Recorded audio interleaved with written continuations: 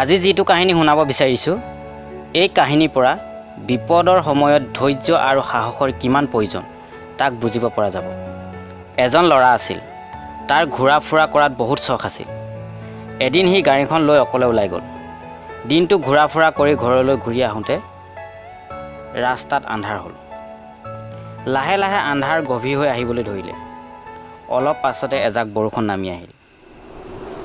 ল'ৰাটো এখন গভীৰ অৰণ্যৰ মাজেৰে পাৰ হৈ আহিব লাগিল। সি লাহে লাহে আন্ধাৰৰ মাজে মাজে আগবাঢ়িবলৈ ধৰিলে। আগবাঢ়ি আহি থাকোঁতে হঠাতে হাবিৰ মাজত তাৰ গাড়ীখনৰ ইঞ্জিনটো বন্ধ হৈ পৰিল। সি কি কৰোঁ কি নকৰোঁ কৰি গাড়ীৰ পৰা নামি চাৰিওপিনে চাবলৈ ধৰিলে।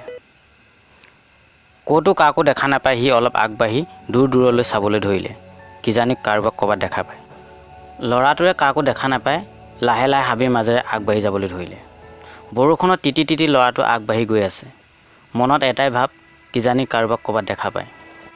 আন্ধাৰ বেছি গভীৰ হৈ পৰিল। তাৰ খোজকাঢ়ি কাঢ়িও ভাগৰ লাগিবলৈ ধৰিলে। মনত তাৰ ভয় ভাৱ বেছি জাগিবলৈ ধৰিলে। সি এইবাৰ আকৌ এবাৰ চাবলৈ ধৰিলে চাৰিওপিনে, কিজানি কাৰোবাক ক'ৰবাত দেখা পায়। অলপ দূৰত সি এটা পোহৰ দেখা পালে। তাৰ মনত সাহস জাগিল। মনত ভাৱ হ'ল সেইটো কাৰোবাৰ মানুহৰ ঘৰ, তাত মানুহ আছে। সেই বুলি ভাবি সি পোহৰটোৰ দিশত সি আগবাঢ়িবলৈ ধৰিলে। আগবাঢ়ি গৈ থাকোঁতে সি এজোপা গছৰ তলত জিৰাবলৈ বহিল। অলপ পাছতে তাৰ লাহে লাহে টোপনি আহিল। এটা সময়ত সি সম্পূৰ্ণৰূপে টোপনি গ'ল।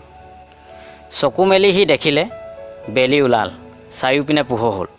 তাৰ মনত এইবাৰ সাহস দুগুণাই বাঢ়িল।